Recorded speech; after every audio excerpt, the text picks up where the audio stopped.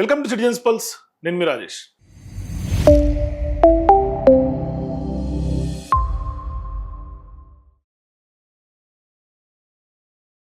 తెలంగాణ రాష్ట్ర రాజకీయాల్లో ఇప్పుడు హాట్ టాపిక్ ఒకటి, అది కొండా సురేఖకు సంబంధించినటువంటి ఎపిసోడ్.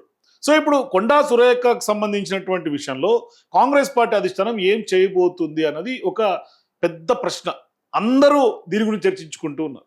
సో ఇప్పుడు ఒకసారి నిన్న జరిగినటువంటి పరిణామాలు ఒకసారి చూస్తే, కొండా సురేఖకు సంబంధించి క్రమశిక్షణ కమిటీ ఏదైతే మల్లురవి ఆధ్వర్యంలో ఉందో ఆ యొక్క కమిటీ ఇప్పటికే రిపోర్ట్ ఇచ్చింది. ఆ రిపోర్ట్ బేస్ చేసుకుని చర్యలు తీసుకోవాలని స్పష్టంగా రేవంత్ రెడ్డి గారి యొక్క టీం అయితే ఆ దిశగా అడుగులు పడుతున్నాయి. కానీ ఇప్పుడు ఇవాళ అధిష్టానం ఏం చేయబోతుంది అనేది ప్రధానమైనటువంటి ప్రశ్న. కానీ అధిష్టానం దగ్గర రెండు ఆప్షన్లు కనిపిస్తూ ఉన్నాయి. ఒకటి, కొండా సురేఖ గారిని అలాగే వాళ్ళ కూతుర్ని మంత్రాంగం జరిపించి కూర్చోబెట్టి మాట్లాడి చర్చలు జరిపి వాళ్ళని బహిరంగంగా క్షమాపణలు కోరే విధంగా ఆ దిశగా అడుగులు వేయించాల్సినటువంటి అవసరం. అది ఆప్షన్ 1 అయితే, ఇక ఆప్షన్ 2 ఆమెని క్యాబినెట్ పదవి నుంచి బర్తరఫ్ చేయటం. సో ఈ రెండు ఆప్షన్లలో మరి కాంగ్రెస్ పార్టీ అధిష్టానం ఎటువంటి ఆప్షన్తో ముందుకు అడుగులు వేస్తుంది? ఎందుకంటే ఇప్పుడు జరుగుతున్నటువంటి పరిణామాలు కూడా చూసుకుంటే, డిప్యూటీ సీఎం బట్టి విక్రమార్క గారికి ఏదైతే మంత్రాంగం అన్న ఒక బాధ్యతలు అప్పచెప్పారో, సో ఇప్పుడు కొండా సురేఖకు సంబంధించినటువంటి కొండా మురళి ఎవరైతే తన భర్త ఉన్నారో ఆయన ఇవాళ డిప్యూటీ సీఎం బట్టి విక్రమార్క గారితో భేటీ కొనసాగుతున్నటువంటి పరిస్థితి కనిపిస్తుంది. అట్ ద సేమ్ టైం ఎవరు ఊహించినటువంటి విధంగా ఈ యొక్క కొండా ఎపిసోడ్లోకి కోమటిరెడ్డి రాజగోపాల్ రెడ్డి మునుగోడు ఎమ్మెల్యే ఆయన కూడా ఇవాళ ఆ భేటీలో పాల్గొనడం ఒక కొత్త అంశానికి దారితీస్తుంది. అంటే ఇది నిజంగా ఇవాళ కొండాకు మద్దతుగా ఎవరెవరు నిలబడుతున్నారా అన్న ఒక అంశం అయితే, మరి ఇవాళ నిజంగా గత కొంతకాలంగా కోమటిరెడ్డి రాజగోపాల్ రెడ్డి కూడా అసంతృప్తితో ఉన్నాడు కాబట్టి మరి ఆయన ఏం మాట్లాడబోతారు, మరి ఆ యొక్క మీటింగ్ యొక్క ఫైనల్ కంక్లూజన్ ఎక్కడికి దారితీస్తుంది, మరి అధిష్టానానికి వీళ్ళందరూ కూడా ఏం నిర్ణయం చెప్తారు, అధిష్టానం ఏమన్నా ఇవాళ అభిప్రాయ సేకరణ ఏమన్నా చేపడుతోందా, మీనాక్షి నటరాజన్ గారే ఇవాళ డిప్యూటీ సీఎం బట్టి విక్రమార్క గారిని రంగంలో దించారా? ఎందుకు అంటే ఇవాళ కొండా సురేఖ గారు స్టార్ట్ చేసినటువంటి ఏదైతే వనమహోత్సవం కార్యక్రమంలో కూడా ఇవాళ మంత్రి సీతక్క గారు కూడా పాల్గొనడం జరిగింది. మిగతా వాళ్ళందరూ దూరంగా ఉన్న ఆమె పాల్గొన్నారు. సో ఇవన్నీ చూసుకుంటే పెద్ద ఎత్తున మంత్రి కొండా సురేఖ పైన చర్యలు తీసుకోవాలంటూ సీఎం రేవంత్ రెడ్డి వర్గం నుంచి ఒత్తిడి పెరుగుతూ ఉంటే, అటు అధిష్టానం మాత్రం వెంటనే నిర్ణయం తీసుకోకుండా ఆచితూచి అడుగులు వేస్తున్నట్లుగా కనిపిస్తోంది. అంటే రేవంత్ రెడ్డి ఇప్పుడు ఆయన పరిస్థితి ఏంటి అన్నదే అతి పెద్ద ప్రశ్న ఇక్కడ. మళ్ళీ ఆయన పరిస్థితి ఎట్లా ఉందంటే, పాపం ముందు నుయ్యి వెనుక గొయ్యి. మనం నిన్నట్టు కూడా అదే చెప్పినాం. ఎందుకంటే సురేఖ గారి పైన చర్య తీసుకుంటే ఒక సమస్య, చర్య తీసుకోకుంటే మరో సమస్య. ఇదే ఇప్పుడు కాంగ్రెస్ పార్టీ అధిష్టానానికి కూడా అసలైనటువంటి తలనొప్పిగా మారిందన్న చర్చ కూడా పొలిటికల్ వర్గాల్లో వినిపిస్తోంది. ఎందుకు అంటే కొండా సురేఖ గారికి సంబంధించినటువంటి విషయంలో ఇప్పటికే కాంగ్రెస్ పార్టీలోనే బహిరంగంగా విమర్శలు వచ్చాయి. మంత్రులు, ఎమ్మెల్యేలు అందరూ కూడా ప్రెస్ మీట్లు పెట్టి మరి విపరీతంగా కొండా సురేఖ మీద దాడి చేశారు. మరి ఆ సురేఖ పైన చర్యలు తీసుకోవాలనే డిమాండ్ కూడా బహిరంగంగానే వినిపించింది. అదంతా కూడా రేవంత్ రెడ్డి గారు ఒక దిశగా వ్యూహాత్మకమైనటువంటి ఒత్తిడిని బిల్డప్ చేశారు. మరి రేవంత్ రెడ్డి గారు కోరుకున్నంత వేగంగా అధిష్టానం మాత్రం కదలడం లేదన్నది అసలైనటువంటి పాయింట్. మరి అసలు రేవంత్ రెడ్డికి ఇబ్బంది ఇక్కడే వచ్చింది. ఎందుకు అంటే ఆయన వర్గం నుంచి చూస్తే ఖచ్చితంగా కొండా సురేఖ పైన చర్య తీసుకుంటే ఒక క్లియర్ మెసేజ్ వెళ్తుంది, సీఎం రేవంత్ రెడ్డి మాటకు హైకమాండ్ విలువ ఇస్తోంది అని. మరి నిజంగా ఆయన నిర్ణయమే ఫైనల్ అనే సంకేతం కూడా పార్టీలో ఉన్నటువంటి క్యాడర్లకి, లీడర్కి అందరికి కూడా వెళ్తుంది. తెలంగాణ ప్రజలకు కూడా ఇక అధిష్టానానికి రేవంత్ రెడ్డి ఎంత చెప్తే అంత అన్న ఒక మెసేజ్ కూడా వెళ్తుంది. కాబట్టి ఇక ఆయనను ప్రశ్నించడానికి, విమర్శించడానికి పార్టీలో మిగతా నాయకులకు కూడా 1-2 సార్లు ఆలోచించాల్సినటువంటి పరిస్థితి వస్తుంది. మరీ ముఖ్యంగా కొండా సురేఖ పైన చర్యను కొంతమంది రేవంత్కు ఒక బల ప్రదర్శన లాగా కూడా మార్చినటువంటి పరిస్థితిగా కనిపిస్తుంది. కానీ ఇక్కడ అసలైనటువంటి ట్విస్ట్ ఏంటంటే, ఒకవేళ చర్య తీసుకుంటే బీసీ సామాజిక వర్గం నుంచి ప్రతికూలత వస్తుందా అన్న భయం కూడా ఇవాళ అధిష్టానంతో ఉందనే రాజకీయ చర్చ కూడా మొదలైంది. మరీ ముఖ్యంగా మహిళా బీసీ నాయకురాలు మరి కొండా సురేఖ విషయంలో తీసుకునే నిర్ణయం కేవలం ఒక మంత్రి విషయంలో తీసుకునే నిర్ణయంగా చూడాల్సినటువంటి అవసరం లేదు. గతంలో జరిగినటువంటి అనేక ఇన్సిడెంట్స్ని కొండా సురేఖ అంశంతో ముడిపెట్టి చూడకూడదు. ఎందుకంటే తెలంగాణలో సామాజిక సమీకరణాలపైన కూడా ప్రభావం ఖచ్చితంగా చూపే అవకాశం ఉంటుంది అని ఇవాళ విశ్లేషకులు బల్లగుద్ది మరీ చెప్తున్నారు. సో కాంగ్రెస్ పార్టీ అధిష్టానం కూడా ఆ దిశగా ఆలోచన చేస్తున్నట్టుగా తెలుస్తోంది. సో ఇప్పుడు రేవంత్ రెడ్డి కోసం వెంటనే నిర్ణయం తీసుకోవాలా, లేదంటే పార్టీకి పెద్ద నష్టం జరగకుండా ఆచితూచి అధిష్టానం వేచి చూడాలా? ఈ రెండు ప్రశ్నల మధ్యలో ఈ యొక్క డైలమాలో హైకమాండ్ ఇప్పుడు ప్రస్తుతం ఊగిసలాడుతూ ఉంది. ఇప్పుడు ప్రధానంగా కాంగ్రెస్ పార్టీలో జరుగుతున్నటువంటి చర్చ అంతా కొండా సురేఖ ఎపిసోడ్ గురించి. ఇంకొక వైపు ఏంటి, రేవంత్ రెడ్డి వర్గం మాత్రం ఎందుకు ఆగడం లేదన్న ప్రశ్న కూడా ఉంది. ఇక్కడ చాలా కీలకమైనటువంటి అంశాలు ఏంటంటే ఢిల్లీ స్థాయిలో కూడా ఈ వ్యవహారంపై లాబింగ్ జరుగుతుందన్న చర్చ కూడా రాజకీయ వర్గాల్లో ఉంది. ఎందుకు అంటే ఇప్పుడు కొండా ఎపిసోడ్ కు సంబంధించినటువంటి బాల్ ఢిల్లీ పెద్దల దృష్టిలోకి వెళ్ళిపోయింది. మరి ఇప్పటికే కాంగ్రెస్ పెద్దలను కలిసినటువంటి నాయకులు మొన్న మల్లికార్జున ఖర్గే గారితో ఆదివారం జరిగినటువంటి భేటీ సారాంశం చూసుకుంటే మళ్ళీ ఢిల్లీకి వెళ్లే ప్రయత్నాలు ఏమన్నా జరుగుతాయా? కొండా సురేఖను అట్లాగే ఆ కొండా ఫ్యామిలీని ఢిల్లీకి పిలిపించే ప్రయత్నం ఏమైనా జరుగుతుందా? ఢిల్లీలో సుదీర్ఘమైనటువంటి మంత్రాలు ఏమైనా జరుగుతాయా? హైకమాండ్ తో వరుస సంప్రదింపులు జరుగుతాయా? ఇవన్నీ చూస్తే ఈ వ్యవహారం ఇప్పటితో సమిసిపోయేలా లేదు, ఇప్పటికే పులి స్టాప్ పడేలాగా కనిపించట్లా. ఆ దిశగా కొంత పరిణామాలు చూస్తుంటే అర్థమవుతుంది. కానీ ఇక్కడ మరో ఆసక్తికరమైన విషయం ఏంటంటే రేవంత్ రెడ్డి గారు అనుకున్నటువంటి పనులు వరుసగా వెంటనే జరగకపోవటం లేదన్న సంకేతాలు కూడా ప్రజల్లోకి బలంగా వెళ్తున్నాయి. ఆ దిశగా ఆ పొలిటికల్ మూవ్స్ కనిపిస్తూ ఉన్నాయి. అదే ఇప్పుడు ఆయనకు ఒక పెద్ద సమస్యగా మారుతోంది రేవంత్ రెడ్డి గారికి. ఎందుకు అంటే ఒక ముఖ్యమంత్రి తన సొంత కేబినెట్ లో మంత్రిపై చర్యను అధిష్టానం దగ్గర కోరితే అది కూడా బహిరంగంగా వివాదంగా ముదిరి మరి అంత పెద్ద ఎత్తున వివాదాస్పదంగా మారి బహిరంగ విమర్శలు సీఎం మీద జరుగుతూ ఉంటే దాని తర్వాత కూడా నిర్ణయం వెంటనే రాకపోతే నిజంగా ఇక్కడ ఎంటైర్ పొలిటిక్స్ లో సీఎం పవర్ ఎంత స్టేట్ లో అన్నది కూడా ప్రశ్నార్థకంగా మారుతుంది. ఈ ప్రశ్న సహజంగానే అందరికీ వచ్చే అవకాశం ఉంటుంది. కాంగ్రెస్ పార్టీలో వస్తుంది, ప్రజల్లో ఒక రకమైనటువంటి ఒపీనియన్ వస్తుంది. రేవంత్ రెడ్డి గారికి అధిష్టానం పెద్దగా పెద్దపీట వేయట్లేదు అని కూడా ఒక డెసిషన్కి వస్తారు. కాబట్టి ఇక్కడ రాజకీయంగా బలం ఎంత, బలహీనత ఎంత, లెక్కేంటి, రాజకీయ లెక్కేంటి అనేది స్పష్టంగా అర్థమైపోతుంది.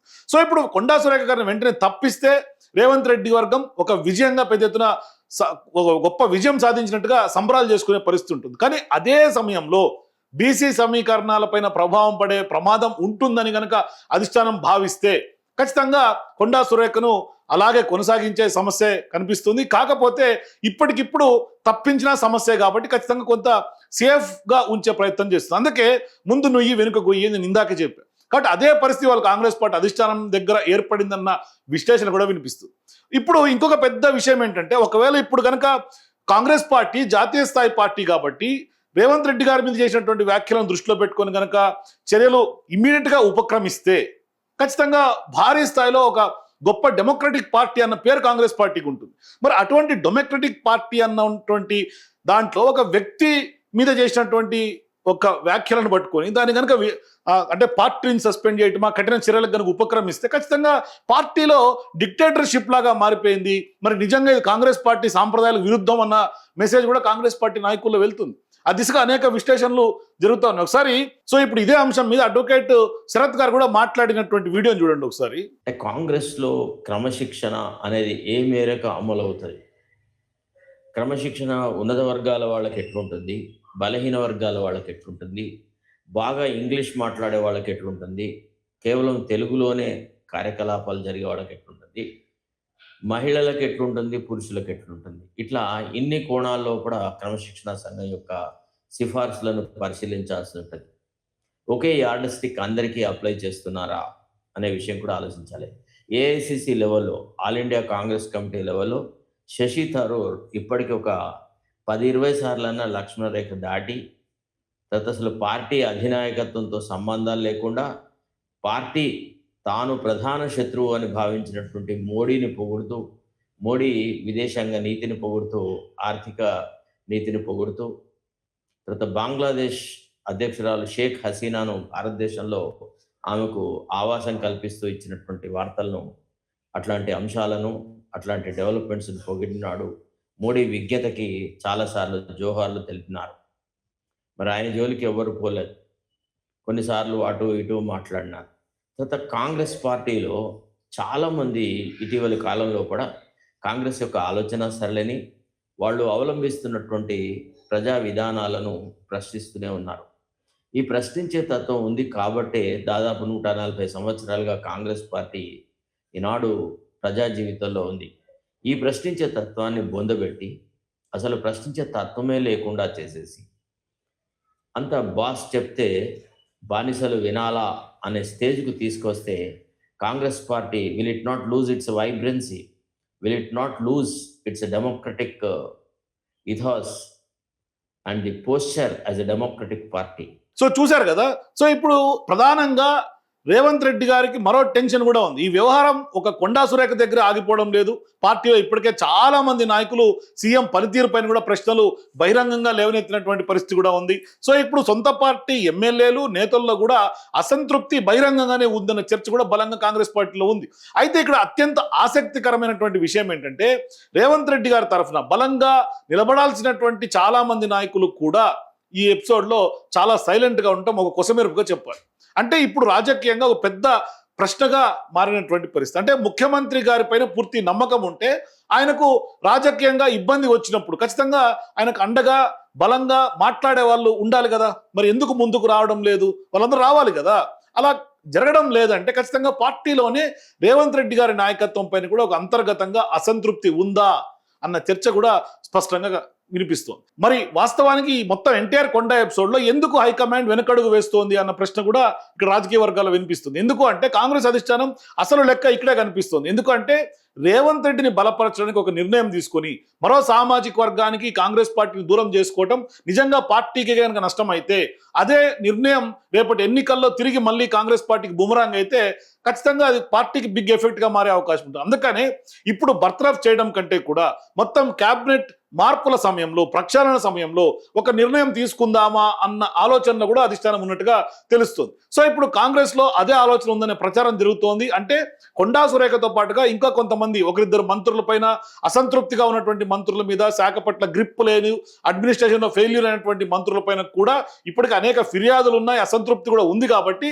అటువంటి టైంలో ఒకేసారి కేబినెట్ ప్రక్షాళన చేసే సందర్భంగా ఆనాడు కొండా సురేఖతో పాటుగా ఇంకా ఒకరిద్దరు మంత్రుల మీద కూడా కొంత శాఖాపరమైనటువంటి మార్పులు చేస్తే బాగుంటుంది, లేదంటే వాళ్ళని తప్పించి కొత్త వాళ్ళకి అవకాశం ఇస్తే బాగుంటుంది. కాబట్టి ఈ వివాదం ఇప్పటితో జస్ట్ బర్తరఫ్ చేసేసి అనవసరంగా నెగిటివిటీస్ కొందెచ్చుకోకుండా ఇది ఒక పెద్ద రాజకీయ యుద్ధంగా మార్చుకోకుండా అది ప్రధానంగా అవసరం ఉన్నప్పుడు ప్రక్షాళన దిశగా అడుగులు వేస్తే బాగుంటుంది అన్న ఆలోచనలో అధిష్టానం ఉన్నట్టుగా తెలుస్తుంది. సో ప్రస్తుతానికి తాత్కాలికంగా అయితే ఈ ఎపిసోడ్ ని కొంత కోల్డ్ స్టోరేజ్ నెట్టే ప్రయత్నమే జరుగుతోంది. సో వాస్తవానికి ఇవాళ ఈ మొత్తం ఎపిసోడ్ లో రేవంత్ రెడ్డి గారి మాట హైకమాండ్ దగ్గర ఎంతవరకు నడుస్తోంది, ఎంతవరకు రేవంత్ రెడ్డి గారికి బలం ఉంది అన్నది కూడా క్లారిటీ వచ్చేసింది.